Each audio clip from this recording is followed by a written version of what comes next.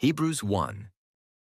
Long ago, at many times and in many ways, God spoke to our fathers by the prophets. But in these last days he has spoken to us by his Son, whom he appointed the heir of all things, through whom also he created the world. He is the radiance of the glory of God and the exact imprint of his nature, and he upholds the universe by the word of his power.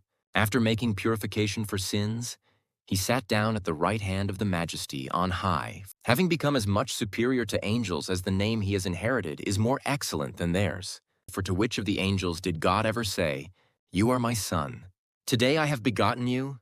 Or again, "I will be to him a father, and he shall be to me a son"? And again, when he brings the firstborn into the world, he says, "Let all God's angels worship him." And of the angels, he says, "He makes his angels winds, and his ministers a flame of fire." But of the Son, he says, "Your throne, O God, is forever and ever.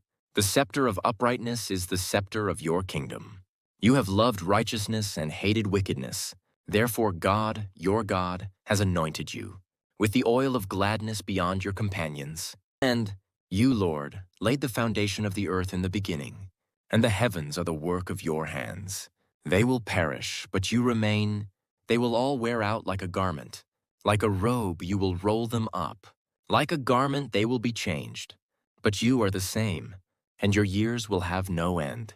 And to which of the angels has he ever said, "Sit at my right hand, until I make your enemies a footstool for your feet"? Are they not all ministering spirits sent out to serve for the sake of those who are to inherit salvation?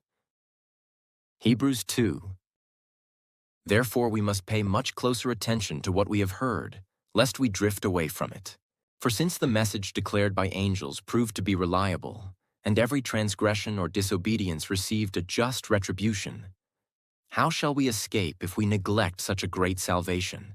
It was declared at first by the Lord, and it was attested to us by those who heard, while God also bore witness by signs and wonders and various miracles, and by gifts of the Holy Spirit distributed according to his will.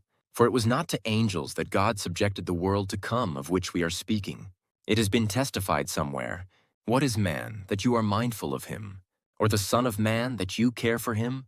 You made him for a little while lower than the angels. You have crowned him with glory and honor, putting everything in subjection under his feet. Now in putting everything in subjection to him, he left nothing outside his control. At present we do not yet see everything in subjection to him, but we see him who for a little while was made lower than the angels, namely Jesus, crowned with glory and honor because of the suffering of death, so that by the grace of God he might taste death for everyone. For it was fitting that he, for whom and by whom all things exist, in bringing many sons to glory, should make the founder of their salvation perfect through suffering. For he who sanctifies and those who are sanctified all have one source. That is why he is not ashamed to call them brothers, saying, "I will tell of your name to my brothers. In the midst of the congregation I will sing your praise." And again, "I will put my trust in him." And again, "Behold, I and the children God has given me.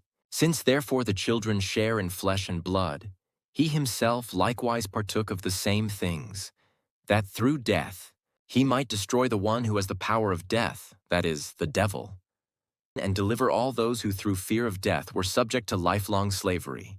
For surely it is not angels that he helps, but he helps the offspring of Abraham.